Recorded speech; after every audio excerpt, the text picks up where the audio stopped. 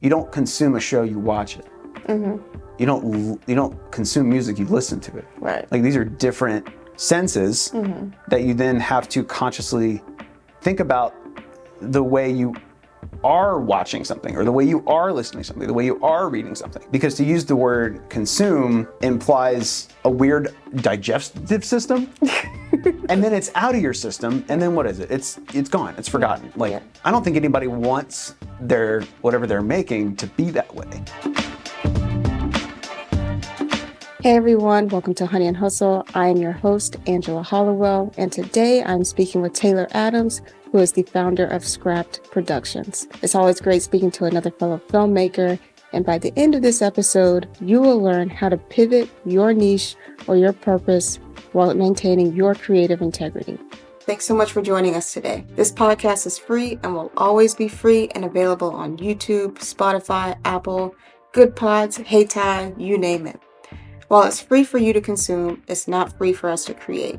We pay our video editors, writers, production assistant, and operations manager for helping us make this show come to life. If you'd like to support us in making this show, please consider subscribing to our Substack community, using our affiliate links, or just simply sharing the show with someone who might enjoy it. All right, let's get into this conversation.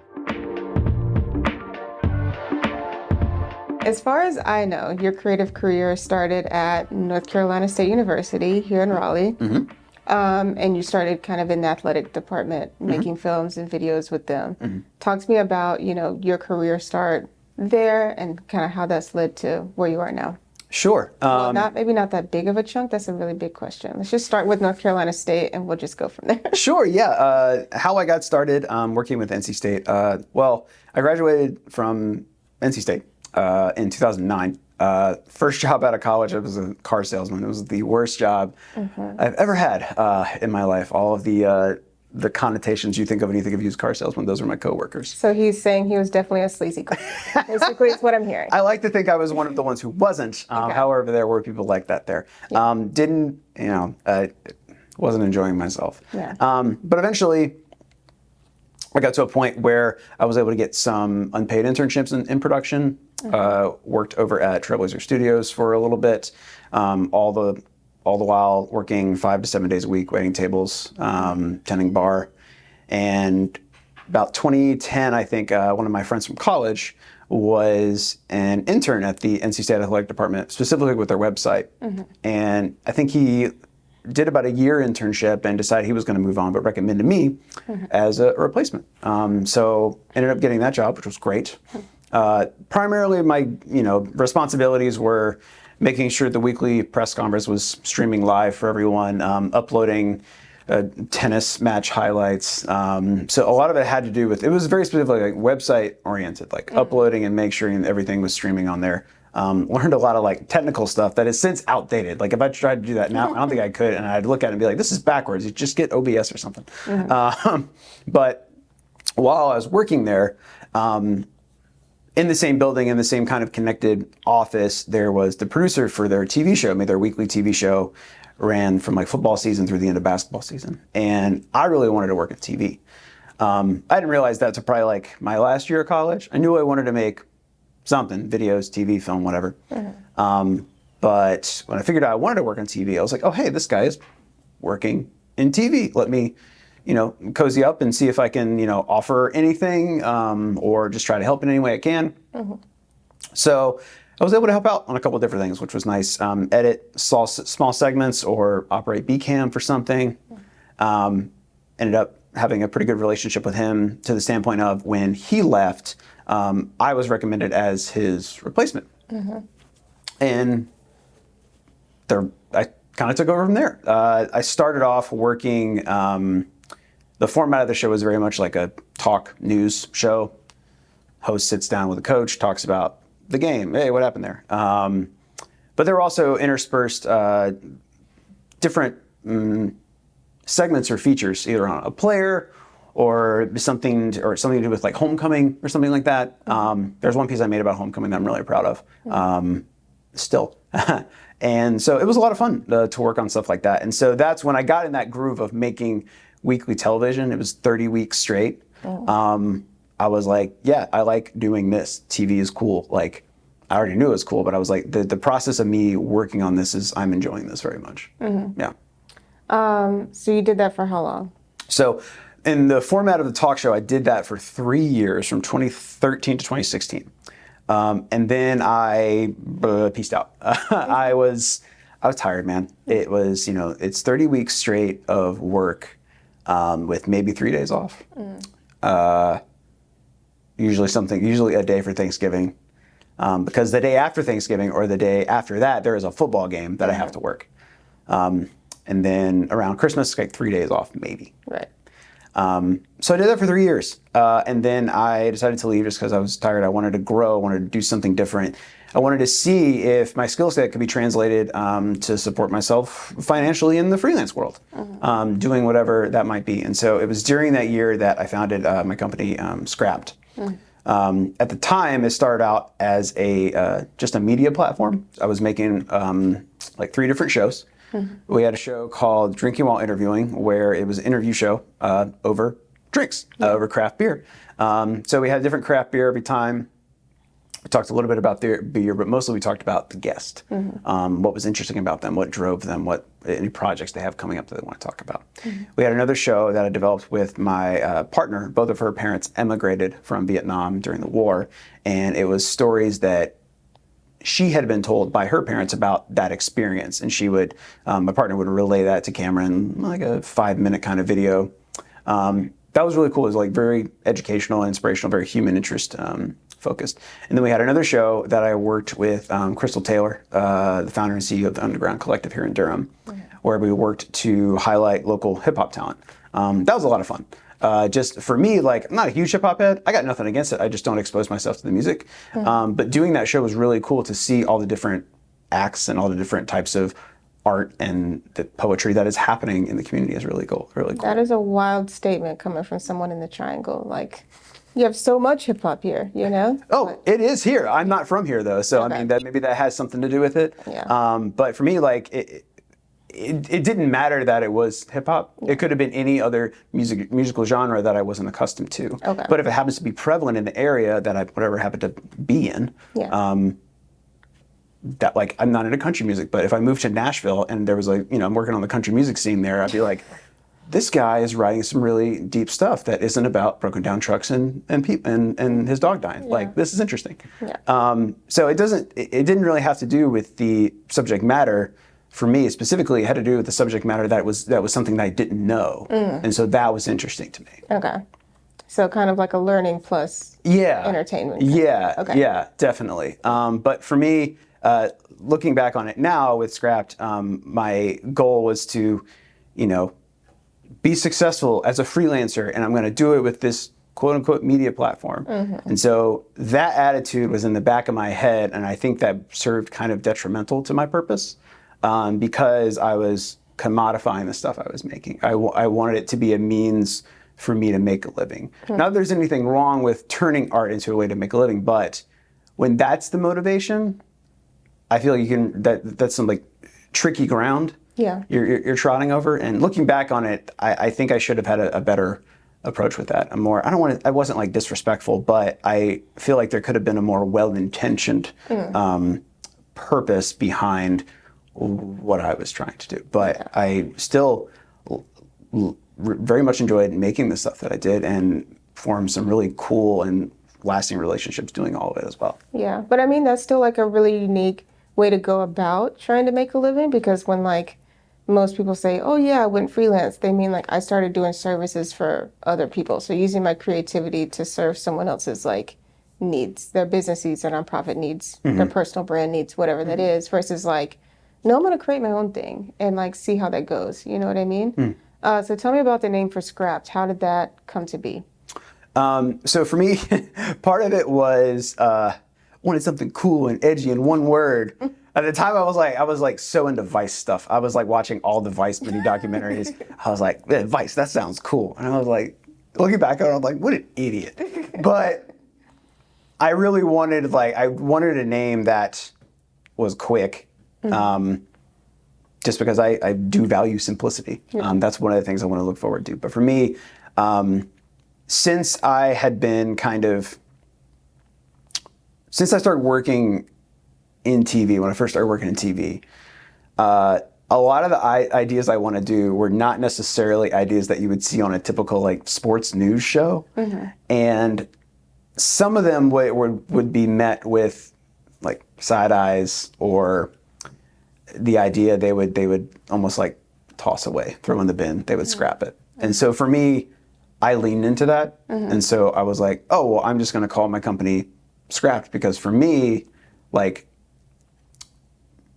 that attitude we sometimes get when we feel other people aren't respecting or acknowledging our creativity, that's where that came from. So for me, I was just, all right, I'll just lean into that. Like, and it sounds kind of cool. Yeah. I'll spell it with a T as opposed to the past tense of scrap. And so that's kind of where that name came from. And every once in a while, I think about, does that name still serve the purpose of what I want? Yeah.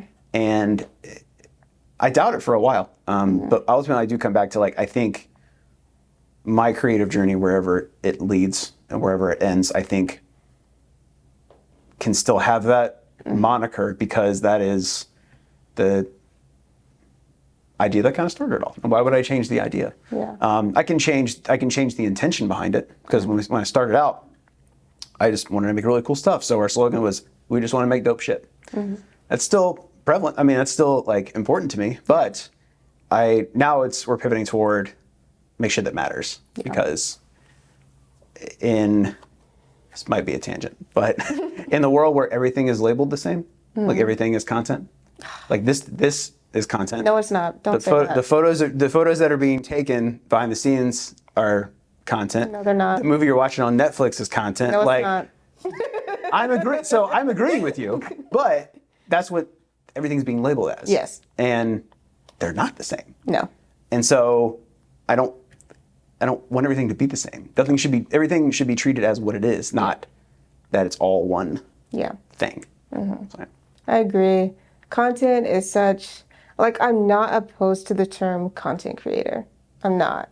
I think it serves a purpose. What I do feel that is the antithesis of naming something is that everything gets looped into that, because people want to delineate something as a generalist. I feel like content creator is a new term for, like, multimedia specialist or something. You know what I'm saying? It's like this catch-all phrase that and even that is just a fancier term for the same thing. It is. It's not even more defined. No, it's just like, photo, video, graphics, maybe podcasting, editing, social media, like Newsletters, like anything like that. Yeah. All wrapped into one. And or a writer in general, blog writer. And it's just like, those are like completely different skill sets. And like to ask all of this out of one person and not pay them, that's a whole thing. This is part 2 of the episode where we go on a tangent about it. Yes. Or like to say that someone is a content creator and only call them, and they only do one thing. It's like, well, there's a better term for that than content creator if they only do one thing, right? Like, in my humblest of opinion, and I do not know all, but like, to me, a content creator is someone who like makes content for a specific social media platform, right? When you are talking about putting a film on TV, and I'm talking about putting a podcast on YouTube, that to me means that we are in a separate category, right? Because like,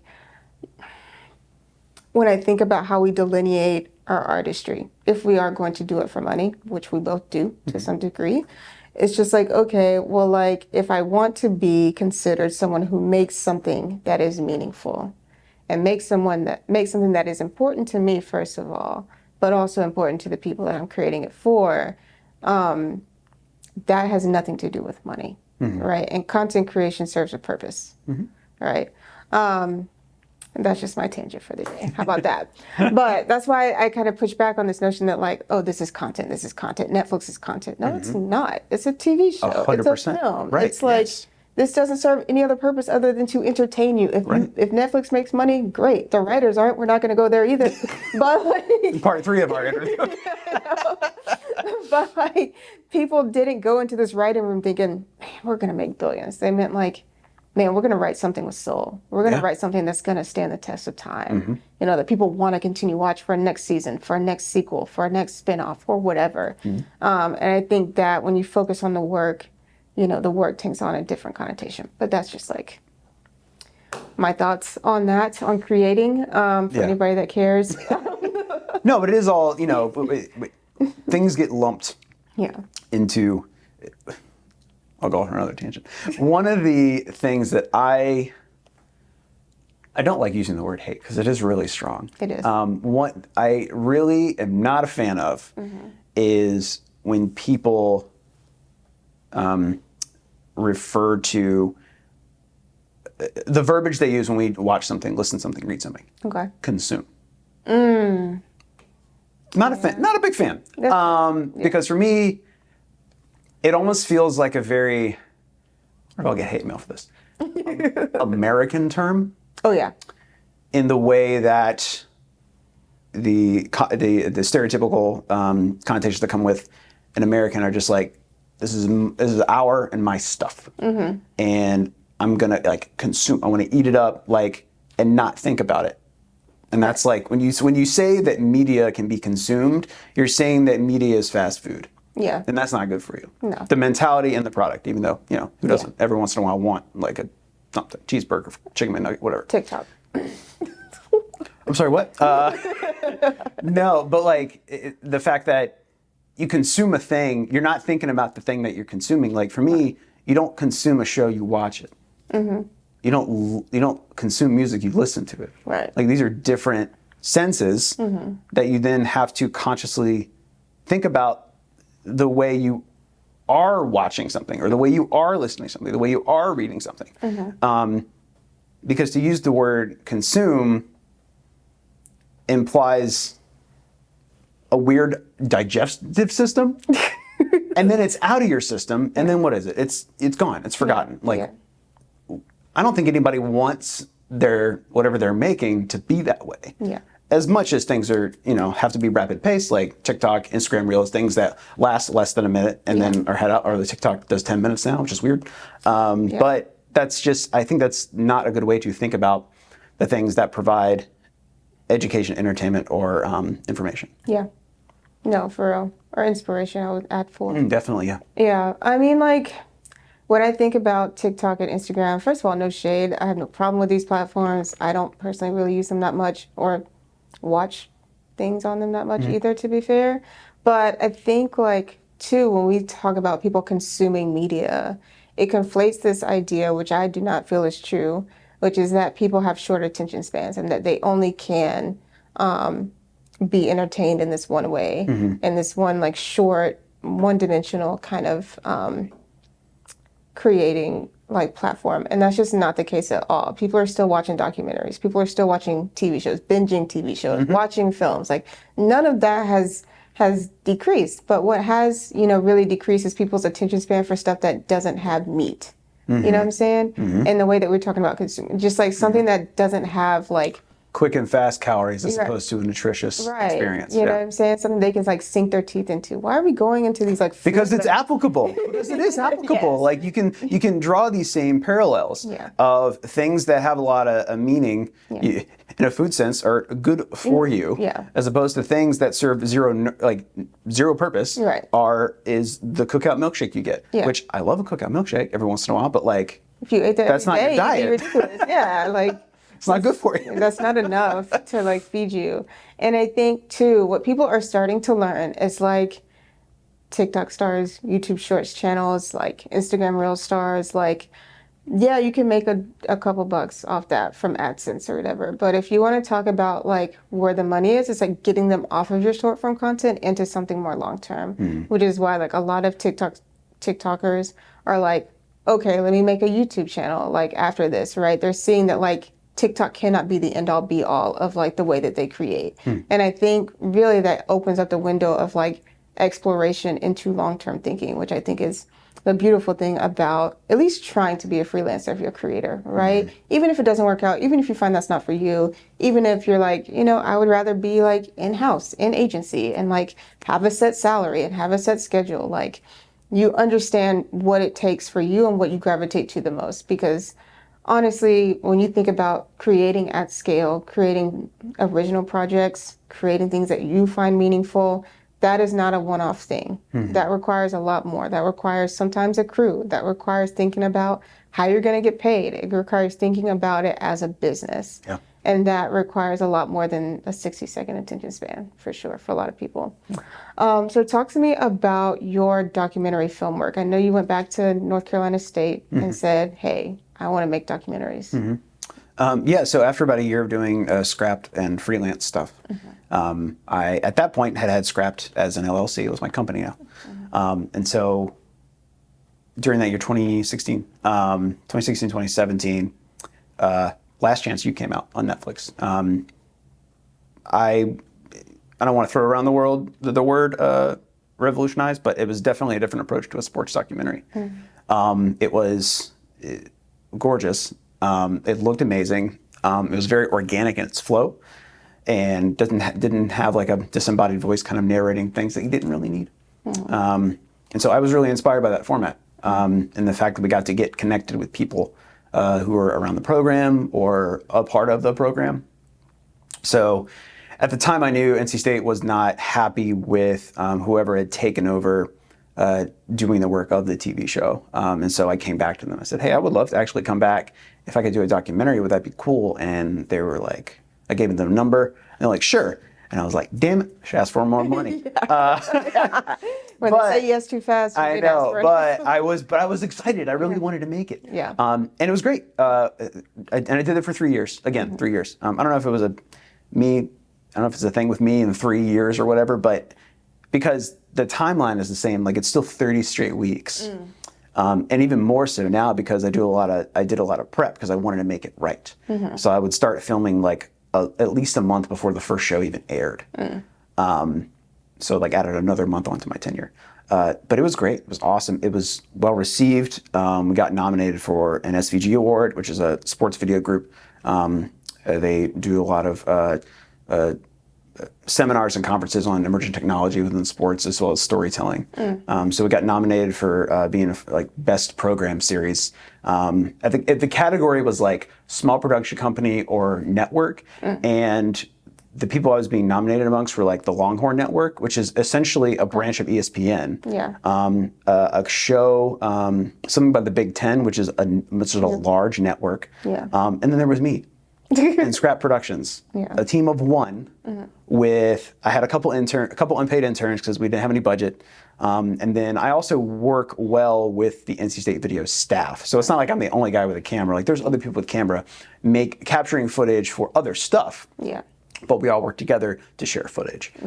So the fact that we were even nominated for that, I remember sitting in the room like they were going to announce it, my heart was just like going a mile a minute. I was like, am I going to win this thing? No, Taylor, you're not going to win this thing. But it was still awesome to be in that room, being nominated amongst people that had been doing this for years, both the individuals and the platforms themselves. Yeah. And so that was really cool. Got a lot of recognition from sports commentators as well.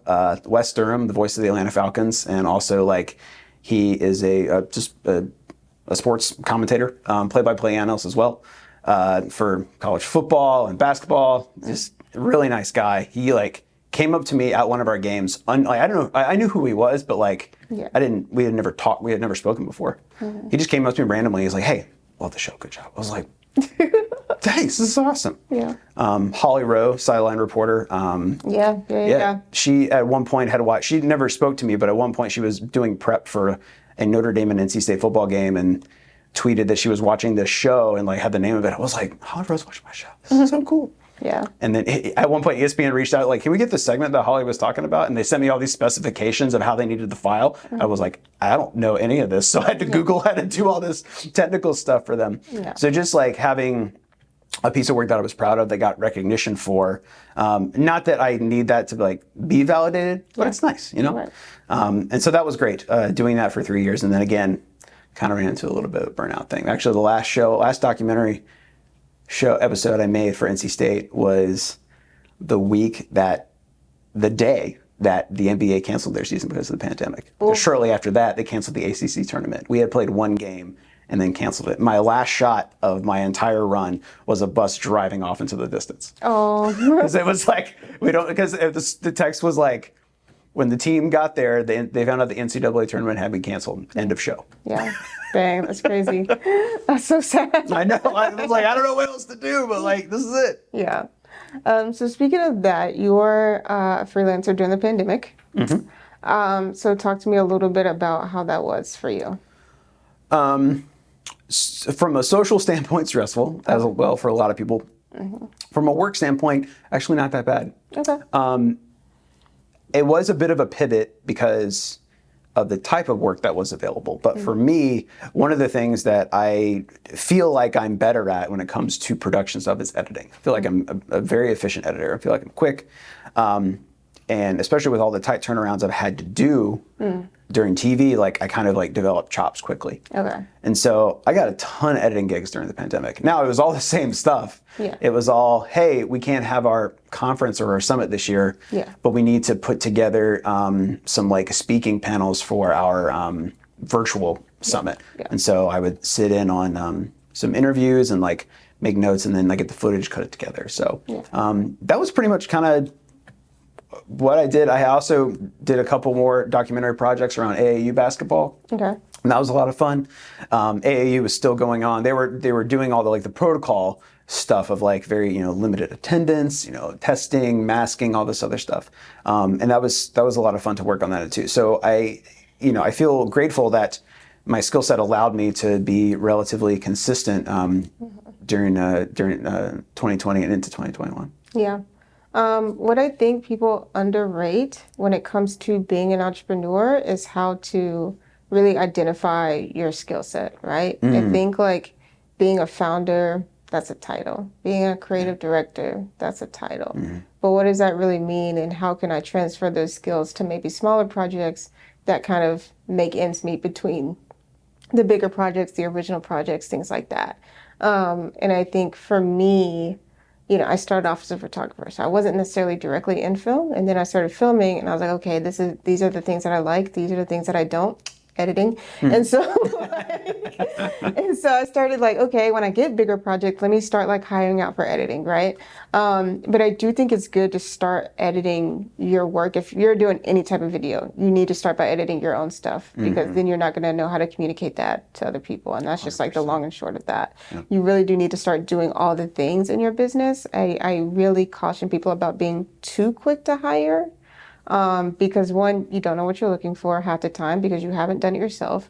You don't know what works efficiently for you because you haven't done it enough to know like if you could be saving time doing something else. And then three, in terms of communication, if I can't communicate something to someone else clearly, then I'm not ready to hire them for the job because I don't even know what they're going to be doing. So you're just going to be paying people to do something, anything. You're not going to be satisfied necessarily. And I think that is like such a catch-22 is like knowing when to hire, right? And knowing what skills you best bring to your team when you have a team, right? So talk to me about your experience just like working with crews and stuff like that. I know you've worked on some PBS shows. So talk to me a little bit about your experience just working with the crew. First of all, I love working with a crew. I love working with a small crew because it's fun. You get, especially if you get with the right people, because I hate to say, you all get like family, but like it's a lot of fun when you work with people that you really like on any level. As far as like kind of like working with the crew and like separating those skill sets, I think for me, the stuff that I've been hired to do, editing wise, I very much kind of, if I'm working with clients that don't edit or have not edit, I try to convey to them right off the bat the information that I need. And I give them a base rundown of like what is editing exactly? What does it involve? Because a lot of times, like if someone reaches out to you for a project, like, hey, how much for this? How much for a video? And you're like, okay. Tell me more. Exactly. And that's what I go. And I was like, one of the things that I tell them is that the base rundown of like how much time goes into it. I said, if you give me 5 minutes of video and you want a minute video for a final version, no problem. You give me 2 hours and you still want a minute, that takes me longer. And so I usually, if I work with clients who I haven't worked with before, who are unfamiliar to kind of like how editing actually works, that's the example I give, is to let them know that the final product has nothing to do with how much things cost. Correct. How it has to do with everything that I'm getting ahead of time. And so I try to communicate that really well, and use that analogy. And since I've started using that analogy, they get a better understanding of it. Working with a crew like I have on PBS shows I worked on a show last year called Why Am I Like This? About evolutionary biology. It's very cool. When we have crew meetings, I am the dumbest person in the room. And now I'm working on one called Hungry Planet, which is a food science show, which is really cool. Yeah. So on Why Am I Like This, I was the quote unquote director of photography. I don't like that title because I don't feel like I am one. I feel like I'm a videographer, I'm a camera person. Right. I'm not good at crafting light. I'm good enough at lighting in an interview. Yeah. But with that show, they wanted to do a lot of like skits that revolved around genres, film and TV genres. And some of them I could do. Others I was like, I don't know, man. Like I can light it so we can see everybody. Like I can do that. Things won't be dark. And I told him that though. I was like, look, you've got me as this title, but really I'm just kind of a camera person that has lighting. So like, if this is what's in the credits, like I'm fine taking that. But the people I work with on that show, I believe Nehemiah Mabry's been on your show before. Yes. Him and I work. That's who I work with on those shows. He's the EP, and him and I have worked together for a while. And he's one of those guys that understands the bare bones of stuff, but is very willing to then learn more about what exactly goes into stuff. And so that's kind of like them. It's like I'm talking to him saying like, hey, like I know you want this, but like I'm not that skilled at this one thing. I think we can find somebody else to do it. Or I think, hey, we do need like this other thing. And so trying to define those skill sets and like my own limitations, I try to be as open with as possible because I don't want to oversell myself, you know. Like I feel like I'm good at editing. At DP not so much, but I can at least frame something correctly. I can make exposures good, but crafting lighting is a whole other thing. Gotcha. Yeah. I gotcha. That's fair. That's fair. So in your experience as a filmmaker, and whatever that means to you, obviously that means different things depending on the project, but in your experience as a filmmaker, like how do you feel like you're going to get back to creating original work again? I do. I'm saying that with my mouth. But sometimes I need some confidence. But sometimes, exactly. That's the thing. Is like I'm saying it with my mouth, but like in my head, I'm like, "Are you?" But I feel like that is a struggle that just anybody who has a creative bone in their body, or who is trying to make a living in the artistic world, they have that conversation going on inside them. Yeah. For me, I am convinced that is going to happen. Yeah. I can't tell you when. Okay. Like I don't have the confidence to tell you tomorrow or next year or 10 years, because it could be anywhere in between or beyond that. Yeah. But for me, what I really want to do, and I really am confident, is that the work that I will be making will be meaningful with the people that I care about. And that's what I'm really focusing on, is not I'm going to make enough money to buy a second house, or I'm going to sell this thing that'll be IP and that'll make, passive. That's not what I'm interested in. Yeah. I'm interested in making as much of I recently had a conversation on my podcast about impact, what kind of impact you want to leave on the people in the world. And not in a legacy standpoint, just like kind of an everyday. And I do want to think I want to make a positive impact on quote unquote the world, whether that is this tiny little world inside this room here, or if it's a bigger room like this city of Durham or the Triangle in North Carolina, goes on and on. But I am convinced and confident in that the stuff that'll be coming out of myself and Scrapt Productions will be meaningful and impactful to somebody. To somebody. Yeah. It's a good target audience. I mean, that's like whenever I when I was making documentaries for NC State, I would get whenever I get down randomly, I wouldn't think anything of anything that I was doing. I'd be like, this is crap. I'm not doing that good. I'll review an episode I did. I'm like, if I got the color correct, that one shot, like you idiot. And then somebody will watch it and they'll like tweet at me, hey, great show. They didn't notice. They don't notice. Like why? And so I'm like, Taylor, calm down, dude. Like, anybody who is struggling to make something, just know that you are having an impact on someone. But you have to really like hold on to the fact that the one is okay. Yeah. That just that one person's okay. Yeah. You should take, that should feel good to you, that you are making an impact on at least one person. Yeah, for sure. Before I let you get out of here, because I think that is like a great note to end on, I got a couple rapid fire questions for you. Shit. Oh, I love this energy. Okay. I just hope I've answered all the questions correctly. There's no wrong right or answer. wrong? There's no wrong answers here. You avoided the question. No, go ahead. First of all, you graduated in 2009, so we're done with school. We're way done with school. We're done with school. Thank Jesus for that. So, what was the question? I haven't started yet. Could you give me a second? Okay, please? I thought it had to do with recent graduating or something. Okay. No. right. You're fine. You're fine. Sorry, I'm chomping at the bit. I see. It's the coffee. It's the coffee. Yeah. Describe your brand, Scrapt Productions, in 3 words. You know what? I had these 3 verbs when I first started, and I think for the most part they're still true. Connect, enlighten, and inspire. And I think I'm still holding on to that a little bit. Yeah. But for me, I think what I'm pivoting toward now is care, creativity, and badass. My anaconda will accept those answers. Thank you for that. Okay. What's the biggest lesson you've learned as an entrepreneur? That I hate running a business. No, I do. Yeah, I do. No. But I want to preface that as saying it's like I very much am a person who never thought that I never had the drive to run my own business. I'm running my own business out of necessity because I want to be an artist and a storyteller, and that's what I'm doing. But biggest lesson though is you can't do everything yourself. Good one. I like that. Who is a creative figure that you look up to and why? Oh, wow. The first one that comes to my mind is Anthony Bourdain.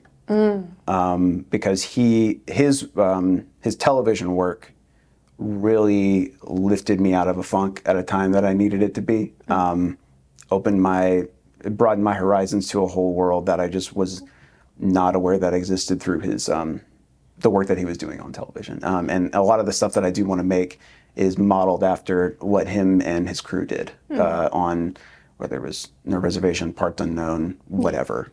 So that's the first answer that comes to my mind. Yeah, love that. Shout out to the foodies. Last question. What's your favorite tool or business resource that you find yourself constantly recommending?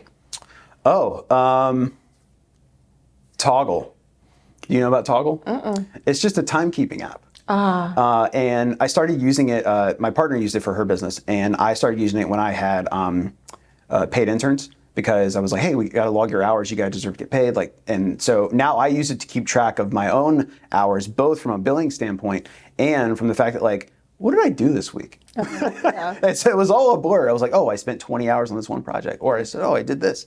So I would say Toggle, Toggl. Okay, gotcha. Thank you so much for sharing. Thank you so much for joining me today. Thanks for having me. This is great. That's all for today's episode. And if you can't wait for the next episode, you can subscribe to our paid membership on Substack to get exclusive content like outtakes, bloopers, after-show thoughts, and more.